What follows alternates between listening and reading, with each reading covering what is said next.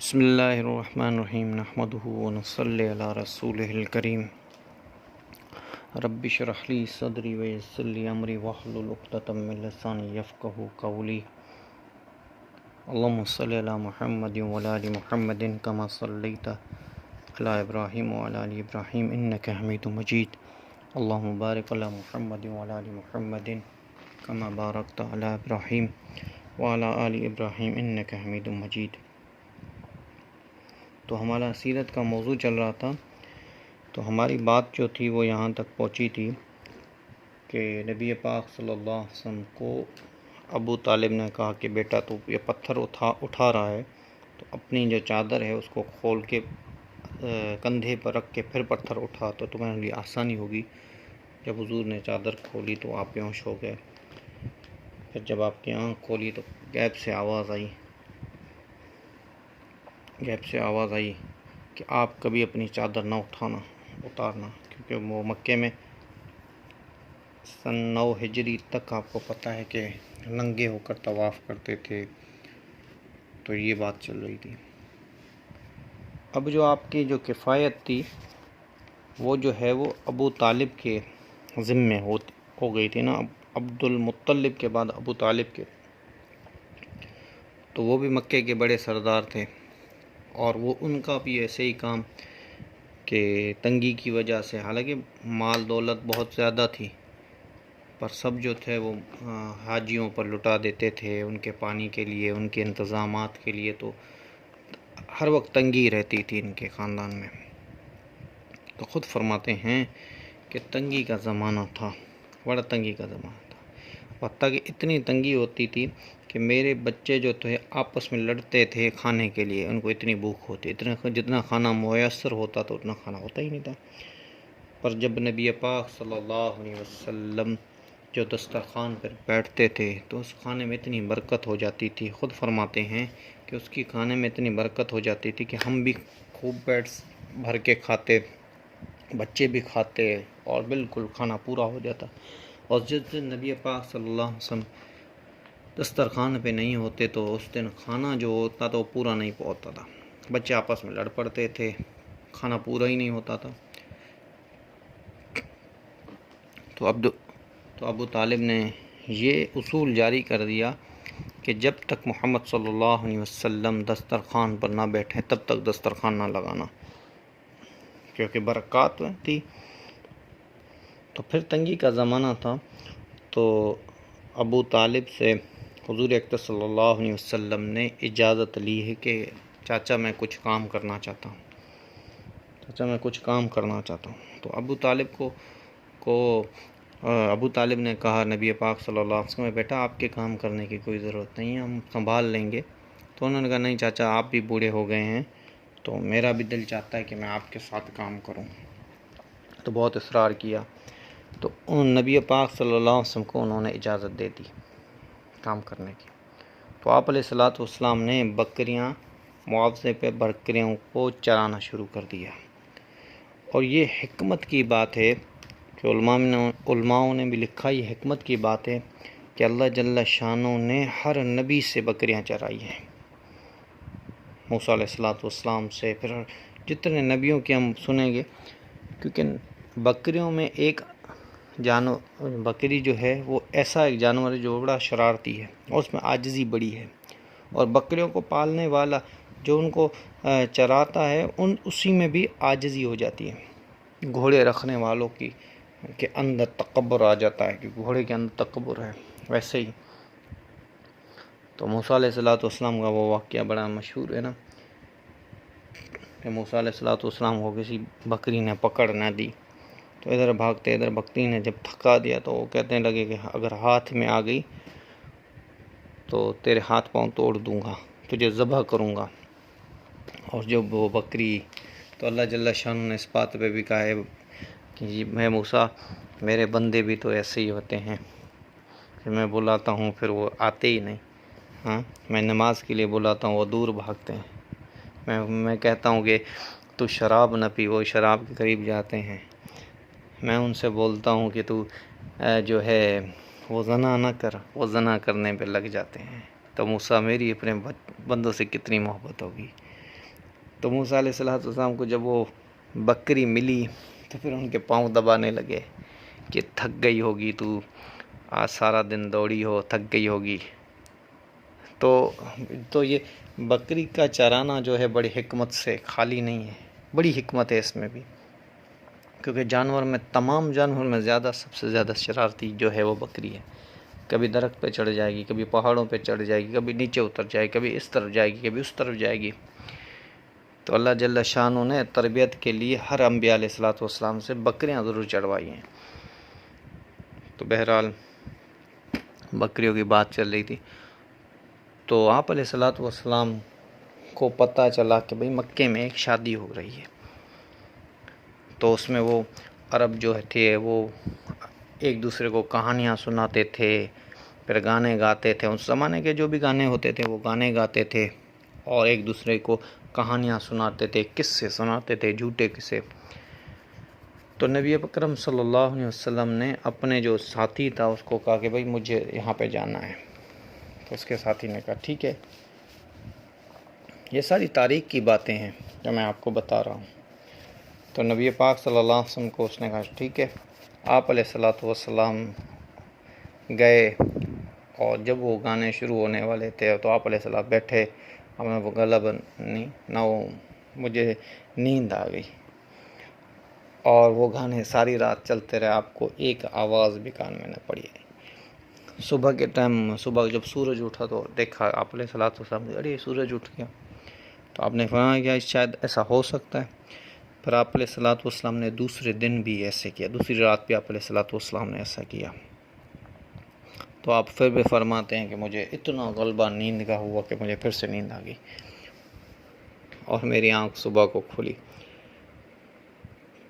تو اس بکری جو آپ علیہ السلام کو جو دوسرا ساتھی تھا، اس نے کہا کہ اے محمد کیا ہوا، رات کو کیا سنا؟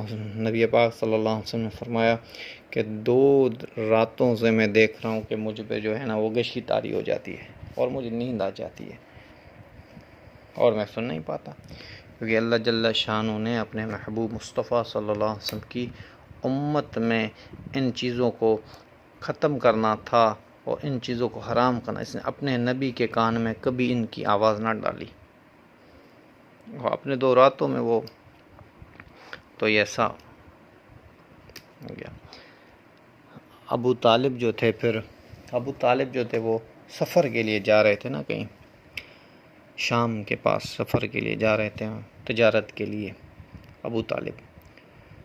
تو نبی اکرم صلی اللہ علیہ وسلم کو پتہ چلا، تو آپ علیہ السلام بھی ان کے پاس گئے، اور ان کو کہا کہ چاچا مجھے لے کے چلو ساتھ، چاچا مجھے ساتھ لے کے چلو، میں بھی آپ کے ساتھ چلوں گا، میں بھی آپ کے ساتھ چلوں گا۔ تو آپ علیہ السلام کو چاچا اس بات پہ راضی ہو گئے، ابو طالب جو تھے اس بات پہ راضی ہو گئے کہ آپ علیہ السلام کو ساتھ لے کے وہ گئے۔ تو شام کے جہاں پہ شام کے جو حدیں شروع ہوتی ہیں، ابھی شام کے وہ حدیں جہاں پہ شروع ہوتی ہیں وہاں تک پہنچ گئے۔ ایک گرجا تھا وہاں کے پاس نا، آپ علیہ السلام اور یہ سارے قافلے نے نا اپنا وہ سامان رکھا۔ تو جو گرجا تھا اس کا جو عیسائی تھا، جو پادری تھا یا جو راہب تھا، سب سے بڑا راہب تھا، وہ باہر نکل آیا۔ سب سے بڑا راہب تھا وہ باہر نکل آیا اور سب کو دیکھنے لگا۔ تو ابو طالب کہتے ہیں کہ مجھے بڑا عجیب لگا، ہم اتنی بار یہاں سے گزرے ہیں، یہ کبھی نہیں نکلا، آج کیسے نکلا؟ تو پھر کہا، اپنے جو چھوٹے راہب تھے ان سب کو بلایا، پھر کہا کہ میں ان سب کی دعوت کرنا چاہتا ہوں، اور تم سے جتنا ہو سکے تم ان کی دعوت میں کوئی کسی چیز کی کمی نہ کرنا، اور اتنی بڑی دعوت کرو، تم یہاں سے گزرنے والوں کو بھی کھلاؤ، ان کو بھی کھلاؤ، اور یہاں سے گزرنے والوں کو بھی کھلاؤ، اور سب کو کھلاؤ۔ تو ابو طالب نے کہا مجھے یہ بات بڑی عجیب لگی کہ آخر ماجرا کیا ہے۔ تو اس نے کہا کہ دعوت تو ہو گئی، ہم کھانے پہ گئے، ہم بیٹھے تھے، اس نے کہا کہ تم سب لوگ آئے ہو یا کوئی نہیں آیا؟ اس نے کہا کہ نہیں، ایک چھوٹا سا بچہ ہے۔ تب آپ علیہ السلام کی عمر جو تھی وہ جوانی کے قریب ہونے والی تھی، مطلب 13 سال 15 سال کے قریب ہونے والی تھی۔ تو ایک چھوٹا سا بچہ ہے جو ہم سامان کے پاس چھوڑ کے آئے، تو اس راہب نے کہا کہ بھائی اسی کے لیے تو یہ میدان سجایا ہے، تم اگر اس کو وہاں چھوڑ کے آؤ گے تو یہاں پہ یہ دعوت کیسے ہوگی؟ پھر فرمایا کہ پھر اس راہب نے کہا کہ تم اتنی بار یہاں سے گزرے ہو تو میں نے کبھی تمہاری دعوت، آج کیوں دعوت تمہاری کی؟ صرف بچے کے لیے، تو اس بچے کو بلاؤ۔ ابو طالب نے کہا ہم نے نبی پاک صلی اللہ علیہ وسلم کو بلایا، اور آپ علیہ الصلوۃ والسلام جب آ رہے تھے تو آپ علیہ الصلوۃ والسلام کے اوپر ایک چھوٹا سا بادل جو تھا وہ سایہ کیا ہوا تھا، اوپر سے آپ علیہ السلام بیٹھے تو سایہ بھی آپ کے اوپر ہی تھا، تو اس نے اپنے پاس بٹھایا، اور راہب جو سب سے بڑا راہب تھا اپنے پاس آپ علیہ الصلوۃ والسلام کو بٹھایا، پھر سوال کیے، اور سوال کیا تھا کہ تمہارا نام کیا ہے؟ آپ علیہ الصلوۃ والسلام نے فرمایا کہ میرا نام محمد ہے۔ تو فرمایا کہ ابو طالب کو کہا یہ کس کا بیٹا ہے؟ اس نے کہا یہ میرا بیٹا ہے۔ ابو طالب نے کہا یہ میرا بیٹا ہے۔ اس نے کہا نہیں، یہ تمہارا بیٹا نہیں ہو سکتا۔ اس نے کہا نہیں، یہ سچی میں میرا بیٹا ہے۔ اس نے کہا نہیں، یہ تمہارا بیٹا نہیں ہو سکتا، اتنی میں تمہیں گارنٹی دیتا ہوں، یہ تمہارا بیٹا نہیں ہو سکتا۔ پھر ابو طالب نے کہا یہ میرے بھائی کا بیٹا ہے، جو بھائی کی وفات ہو گئی، میں اس کا بھائی ہوں، تو یہ آدمی میرا بیٹا ہے۔ اس نے کہا ہاں ایسے بولو نا، مجھے پتہ ہے کہ اس کا باپ زندہ نہیں ہو سکتا۔ تو نبی پاک صلی اللہ علیہ وسلم سے اس نے سوال کیا، اس نے کہا کہ آپ علیہ الصلوۃ والسلام سے سوال کر کے ایک بت لات اور عزیٰ کی قسم دے کے آپ علیہ الصلوۃ والسلام سے سوالات کیے، تو آپ علیہ الصلوۃ والسلام بڑا غصے میں آ گیا۔ تو ابو طالب بھی دیکھ رہے تھے کہ مجھے سب سے زیادہ جو بغض ہے وہ بتوں سے بغض ہے، اور ذات اور عزیٰ اور جتنے بت ہیں سب سے زیادہ مجھے جو بغض ہے بتوں سے بغض ہے۔ ابو طالب دیکھنے لگے کہ محمد کو ہو گیا ہے، اتنا غصے میں، اور مکے والوں کو اس نے، وہ تو سارے دن بت پرستی کرتے، مشرک تھے، تو یہ کیسے ہو؟ ابو طالب بڑا سوچ میں پڑ گیا۔ تو پھر اس نے کہا، اس راہب نے کہا تمہیں میں اللہ کی قسم دیتا ہوں، جو میں پوچھوں گا تم بتانا۔ اس نے کہا، آپ علیہ الصلوۃ والسلام نے کہا ٹھیک ہے آپ پوچھو مجھ سے۔ پھر اس نے راہب نے پوچھا کہ آپ کو خواب کبھی آئے ہیں؟ خواب؟ آپ علیہ الصلوۃ والسلام نے کہا مجھے خواب آئے ہیں، بہت سارے خواب آئے ہیں مجھے۔ تو پھر تو اس نے کہا کہ خواب کے بعد پھر کوئی ایسی چیز جو آپ کو عجیب لگی ہو؟ آپ علیہ الصلوۃ والسلام نے کہا کہ مجھے ایک دو ایسے آدمی تھے تو پہلے میں نے کبھی نہیں دیکھے، نورانی چہرے والے، وہ آسمان سے اترے، انہوں نے میرا آپریشن کیا جو پہلے، تو وہ پورا قصہ آپ نے بتایا۔ تو اس نے کہا ایک دوسری بات میں کرنا چاہتا ہوں آپ سے، ہے تو شان کے خلاف، اور مجھے اگر آپ اجازت دو۔ تو راہب نے کہا کہ مجھے آپ اجازت دو۔ تو آپ علیہ الصلوۃ والسلام نے کہا کہ تم نے اللہ کی قسم دی ہے، جو بات ہے بتاؤ۔ اس نے کہا کہ آپ کی میں پیٹھ دیکھنا تھا، پشت دیکھنا چاہتا ہوں۔ آپ علیہ الصلوۃ والسلام نے کہا آپ بھلے دیکھ لو میری پشت۔ تو انہوں نے دیکھا کہ دونوں کندھوں کے درمیان سیدھی جو طرف ہے وہاں پہ ایک چھوٹا سا گوشت کا جو لوتڑا ہے نکلا ہوا ہے، اور اس کے اوپر بال ہیں، اور حدیث میں تو اتنا بھی آتا ہے کہ اس پہ جو بال بنے ہوئے تھے وہ ایسے بنے ہوئے جیسے مرغے کے اوپر کیسے وہ ایسے بال بنے، ایسے بنے ہوئے تھے، مہر مبارک جو تھی وہ آپ علیہ السلام۔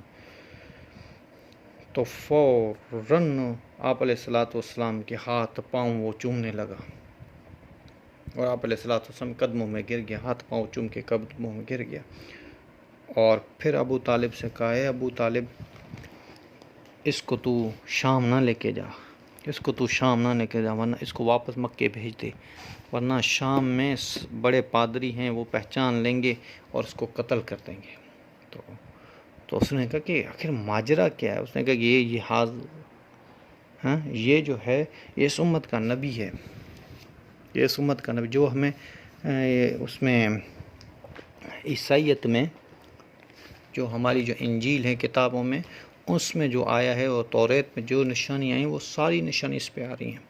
اور آپ دیکھو ابھی نبی پاک صلی اللہ علیہ وسلم ایک درخت کے نیچے جا کے بیٹھے، جب آپ اس درخت کو دیکھو، ابو طالب بھی دیکھنے لگا اس درخت کو، اس کی ساری ٹہنیاں اس طرف ہو گئیں جہاں پہ نیچے نبی پاک صلی اللہ علیہ وسلم بیٹھے تھے، سایہ جو سایہ تھا درخت کا اس کو اور زیادہ گہرا کرنے کے لیے۔ اور پھر فرمایا، پھر اس نے کہا کہ تمہیں پتہ ہے کہ یہاں پہ نیچے کون بیٹھا تھا؟ اس راہب نے کہا کہ اس کے نیچے جو ہے حضرت عیسیٰ علیہ السلام بیٹھے تھے، اور حضرت عیسیٰ علیہ السلام نے فرمایا کہ میرے بعد یہاں پہ وہ بیٹھے گا جو سب سے آخری نبی ہوگا، اور محمد صلی اللہ علیہ وسلم آپ علیہ السلام کے بارے میں بتایا کہ اس درخت کے نیچے، ہم آج تک دیکھ رہے ہیں کہ اس درخت کے نیچے کوئی بھی بنی بشر نہیں بیٹھا سوائے اس بچے کے۔ تو ابو طالب بھی دیکھ لیں، واقعی وہ پورا درخت جو ہے پورا گھوم رہا تھا، اس کی جو ٹہنیاں تھیں وہ آپ علیہ السلام کے اوپر سایہ کیے ہوئی تھی۔ اس کے بعد پھر ابو طالب کو اس راہب نے کہا کہ تم نہیں لے کے جاؤ، یہ قتل کر دیں گے اس بچے کو، تم اس کو مکے واپس بھیج دو، مکے واپس بھیجو۔ تو ابو طالب جو تھے اس پہ راضی ہو گئے، آپ علیہ السلام کے کچھ لوگوں کے ساتھ ان کو واپس بھیجا، اور پھر جو تھے خود جو تھے وہ شام کے سفر پہ چلے گئے، کیونکہ اتنا سفر کر کے آئے تو تجارت کا سامان وغیرہ لے کے پھر ہی واپس ہوں گا، ایسے نہیں۔ تو وہ خود واپس شام گئے ابو طالب، اور نبی پاک صلی اللہ علیہ وسلم کو واپس بھیج دیا۔ تو انشاءاللہ آگے اگر زندگی رہی تو بات چلتی رہے گی سیرت کے موضوع پہ۔ انشاءاللہ ہم کوشش کریں گے کہ سیرت کے جو موضوع ہیں اس پہ ہر موضوع پہ تفصیلی بات ہوگی، اور ہر موضوع آپ کے سامنے ہم رکھنے کی کوشش کریں گے۔